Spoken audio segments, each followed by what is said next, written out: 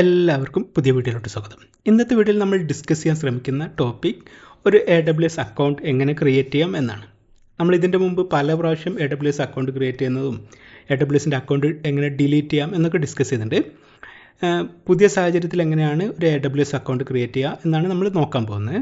അതിനുവേണ്ടി just create AWS free tier account ഗൂഗിളിൽ search ചെയ്യാം, എന്നിട്ട് ക്ലിക്ക് ചെയ്യാം. ഈ ഫസ്റ്റ് ലിങ്കിൽ ക്ലിക്ക് ചെയ്യാം. ഇവിടെ ഈ ഒരു പേജിൽ നമുക്കിവിടെ കാണാൻ പറ്റും ഒരു AWS അക്കൗണ്ട് ക്രിയേറ്റ് ചെയ്യുകയാണെങ്കിൽ എന്തൊക്കെ ബെനിഫിറ്റാണ് കിട്ടുക. ഒരു ഫ്രീ പ്ലാൻ ക്രിയേറ്റ് ചെയ്യുകയാണെങ്കിൽ നമുക്ക് $200 ക്രെഡിറ്റ് കിട്ടും. അതായത് ഏകദേശം 13,000 രൂപയോളം നമുക്ക് ക്രെഡിറ്റ് കിട്ടും. ആ ക്രെഡിറ്റ് യൂസ് ചെയ്ത് AWSൻ്റെ വിവിധ സർവീസ് നമുക്ക് യൂസ് ചെയ്യാം. ഇത് കൂടാതെ ഒരുപാട് സർവീസ് 1 ഇയർ ഫ്രീ ആയിട്ട് യൂസ് ചെയ്യാം. കുറേ സർവീസ് ലൈഫ് ടൈം ഫ്രീ ആയിട്ട് യൂസ് ചെയ്യാം. അത് കൂടാതെ ചില സർവീസ് ഫ്രീ ട്രയൽ ഉണ്ടാവും. അതായത് 2 മാസം അല്ലെങ്കിൽ 15 ദിവസം അല്ലെങ്കിൽ 1 മാസമൊക്കെ ഫ്രീ ട്രയലായിട്ട് ലിമിറ്റഡ് ഫീച്ചറിൽ യൂസ് ചെയ്യാൻ പറ്റുന്ന ഓപ്ഷൻ ഉണ്ട്. സോ ആ ഡീറ്റെയിൽസൊക്കെ ഇവിടെ കാണാൻ പറ്റുന്നതാണ്.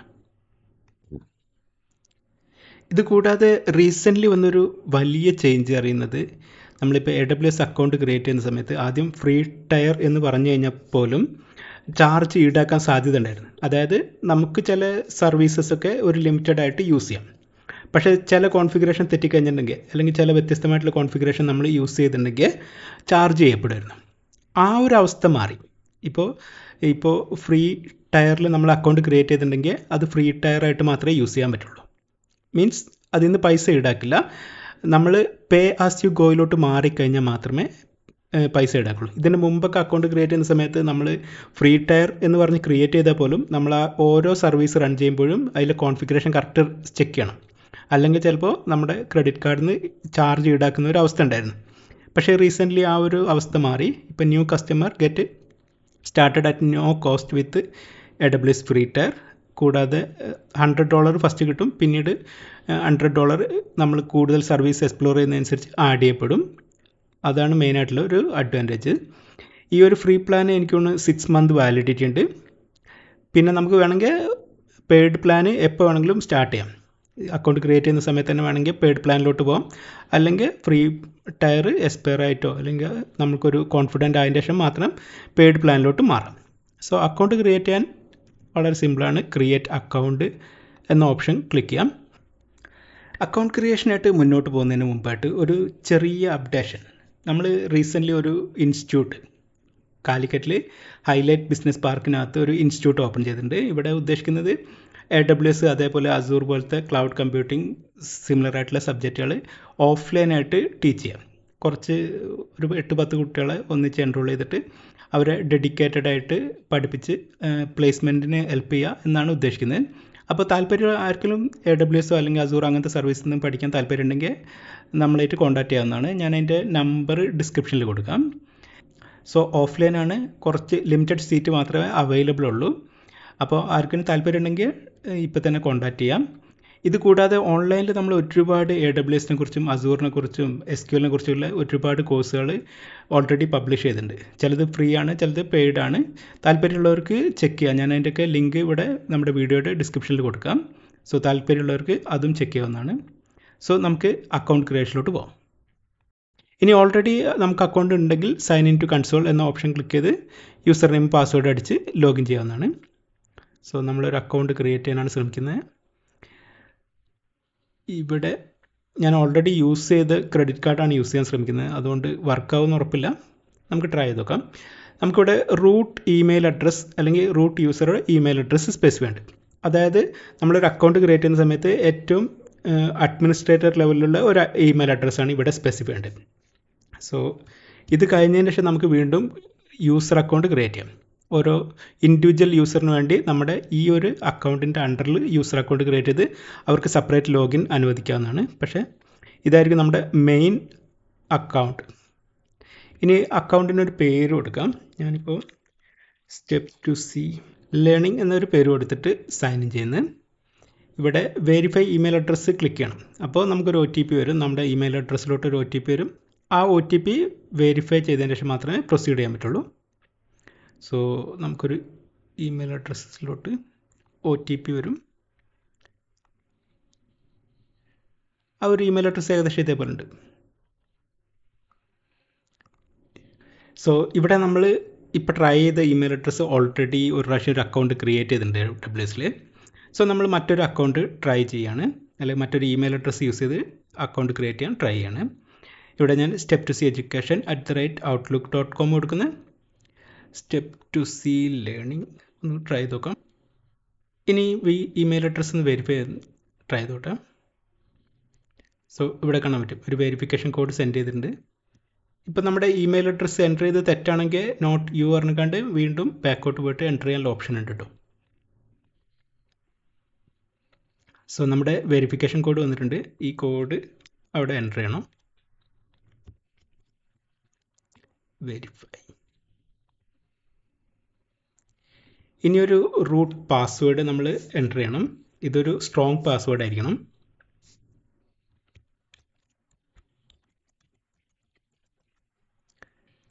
അത് കഴിഞ്ഞ് റൂട്ട് പാസ്വേഡ് വീണ്ടും കൺഫേം ചെയ്യാം. രണ്ട് പാസ്വേഡ് മാച്ച് ആണെങ്കിൽ മാത്രമേ പ്രൊസീഡ് ചെയ്യാൻ പറ്റുള്ളൂ. കണ്ടിന്യൂ ക്ലിക്ക് ചെയ്യാം. ഇവിടെ ഞാൻ പറഞ്ഞില്ലേ ഒരു ഫ്രീ ട്രയൽ അക്കൗണ്ട് ഉണ്ടാക്കുന്ന സമയത്ത് ഇപ്പോൾ നമുക്ക് ചൂസ് ഫ്രീ പ്ലാൻ എന്ന ഓപ്ഷൻ ഉണ്ട്. മുൻപ് ചൂസ് പെയ്ഡ് പ്ലാൻ എന്ന്, അതായത് നമുക്ക് ഫ്രീ ടയർ യൂസ് ചെയ്യാം, പക്ഷേ അതിൻ്റെ ഉള്ളിൽ നമ്മൾ കോൺഫിഗറേഷൻ തെറ്റിയിട്ടോ അല്ലെങ്കിൽ കുറച്ച് അഡ്വാൻസ്ഡ് കോൺഫിഗറേഷനിലെ സിസ്റ്റംസ് റൺ ചെയ്യാൻ ശ്രമിച്ചിട്ടുണ്ടെങ്കിൽ നമ്മൾ പേ ചെയ്യപ്പെടും. ഇവിടെ ആ ഒരു പ്രശ്നമല്ല. നമ്മൾ പേ ആസ് യു ഗോയിലോട്ട് മാറുന്നവരെ പേയ്മെൻ്റ് ഒന്നും ഉണ്ടാവില്ല. So let's choose free plan. ഇനി ബിസിനസ് ആണോ പേഴ്സണൽ പ്ലാൻ ആണോ അങ്ങനത്തെ കാര്യങ്ങളൊക്കെ എൻ്റർ ചെയ്യണം.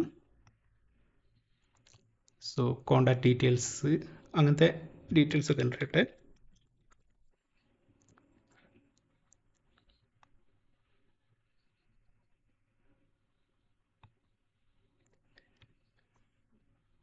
സോ കോൺടാക്ട് അഡ്രസ്സ് മുഴുവൻ കൊടുത്തതിന് ശേഷം I have read and agree എന്ന് സ്പെസിഫൈ ചെയ്ത് പ്രൊസീഡ് കൊടുക്കുക.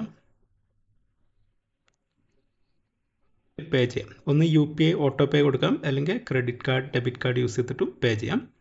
ഞാനിപ്പോൾ UPI ഓട്ടോ പേ യൂസ് ചെയ്തിട്ട് ട്രൈ ചെയ്യാണ്. കാരണം ഓൾറെഡി ക്രെഡിറ്റ് കാർഡും ഡെബിറ്റ് കാർഡും ഞാൻ യൂസ് ചെയ്തുകൊണ്ട് തന്നെ ചിലപ്പോൾ ഫെയിൽ ആവാൻ സാധ്യതയുണ്ട്. അതുകൊണ്ട് ഞാനിപ്പോൾ UPI ഓട്ടോ പേ യൂസ് ചെയ്ത് പ്രൊസീഡ് ചെയ്യാണ്. അതുകൊണ്ട് തന്നെ UPI ID ഇവിടെ സ്പെസിഫൈ ചെയ്യണം. ഇനി മറ്റൊരു അഡ്രസ്സ് സ്പെസിഫൈ ചെയ്യണം, ബില്ലിംഗ് അഡ്രസ്സ് മറ്റൊരു അഡ്രസ്സ് സ്പെസിഫൈ ചെയ്യണമെങ്കിൽ അതിൻ്റെ ഓപ്ഷൻ ഇവിടെ ഉണ്ട്. സോ ഇവിടെ നമ്മുടെ UPI ID കൊടുക്കുക. അത് കഴിഞ്ഞിട്ട് വെരിഫൈ ആൻഡ് കണ്ടിന്യൂ കൊടുക്കുക.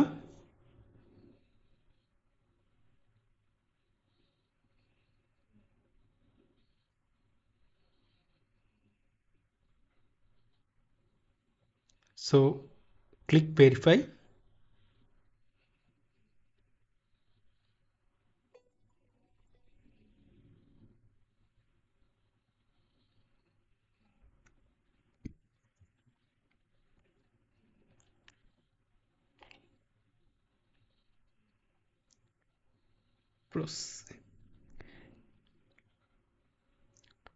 ഇനി ഏകദേശം ഇതേപോലെ ഒരു മെസ്സേജ് വരും, പോപ്പപ്പ് മെസ്സേജ്.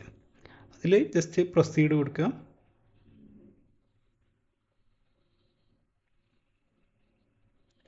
എന്നിട്ട് അപ്രൂവ് ഓട്ടോ പേ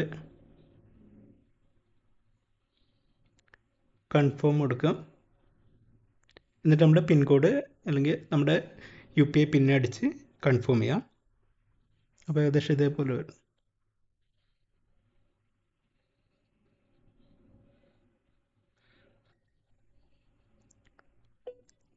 ഏകദേശം 15,000 രൂപ ഡിഡക്റ്റ് ചെയ്യാനുള്ള അപ്രൂവലാണ് നമ്മൾ കൊടുത്തത്.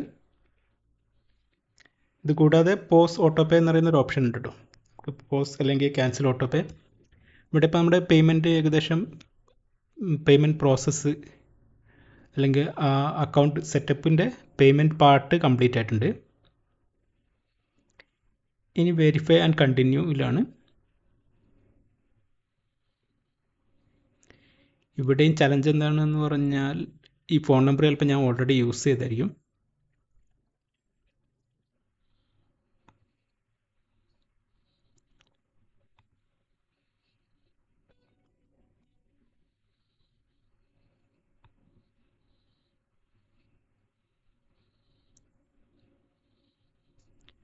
ഇനി ഇവിടെ ഈ അക്കൗണ്ടിൻ്റെ പർപ്പസ്, പ്രൈമറി പർപ്പസ് അക്കാഡമിക് അല്ലെങ്കിൽ പേഴ്സണൽ യൂസ്, അതേപോലെ ownership individual, then additional details enter ചെയ്യേണ്ടി വരും.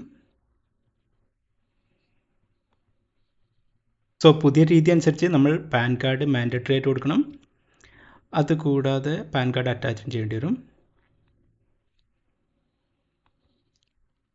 സോ നമുക്ക് പ്രൊസീഡ് ചെയ്യണമെങ്കിൽ പാൻ കാർഡ് അറ്റാച്ച് ചെയ്യണം.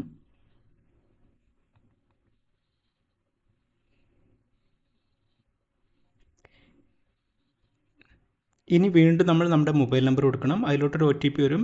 അത് യൂസ് ചെയ്ത് നമ്മുടെ അക്കൗണ്ട് വെരിഫൈ ചെയ്യാം.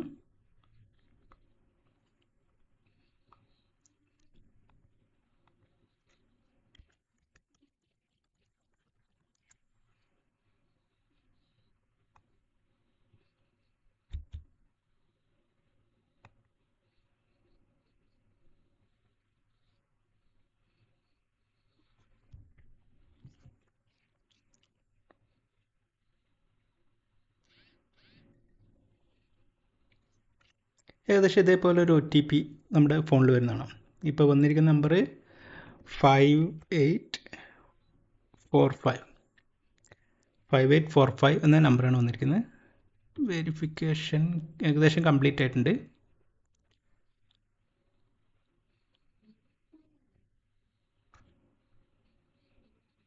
ഇവിടെ ഇപ്പോൾ റിസ്ക് പറഞ്ഞാൽ നമ്മൾ ഈ ഫോൺ നമ്പർ ഓൾറെഡി യൂസ് ചെയ്താണ്. അതുകൊണ്ട് തന്നെ ചിലപ്പോൾ ഫെയിൽ ആവാൻ സാധ്യതയുണ്ട്. എന്നാലും നോക്കാം. ഇല്ല, അക്കൗണ്ട് ക്രിയേഷൻ കംപ്ലീറ്റ് ആയിട്ടുണ്ട്. Go to management console.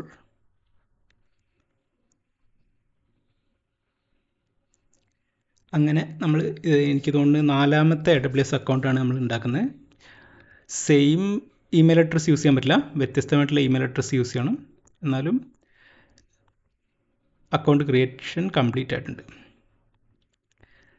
So ഇന്നത്തെ വീഡിയോ നമ്മൾ മെയിനായിട്ട് എക്സ്പ്ലെയിൻ ചെയ്യാൻ ശ്രമിച്ചത് എങ്ങനെ ഒരു AWS അക്കൗണ്ട് ക്രിയേറ്റ് ചെയ്യാമെന്നാണ്. പുതിയ സാഹചര്യത്തിൽ നമ്മൾ AWS അക്കൗണ്ട് ക്രിയേറ്റ് ചെയ്താലും ചാർജ് ഒന്നും ചെയ്യപ്പെടില്ല, അൺലെസ് നമ്മളത് പേ ആസ് യു ഗോയിലോട്ട് കൺവേർട്ട് ചെയ്യുന്നത് വരെ.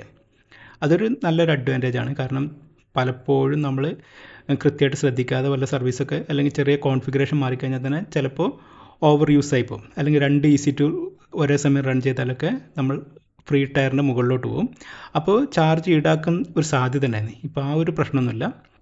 പിന്നെ നമുക്ക് ഫ്രീ ആയിട്ട് കിട്ടുന്ന $100 ഓൾറെഡി ക്രെഡിറ്റ് ആയിട്ടുണ്ട്. ഇനി യൂസ് ചെയ്യുന്നതനുസരിച്ച് ഇനി ഒരു $100 വരെ കിട്ടാൻ സാധ്യതയുണ്ട്.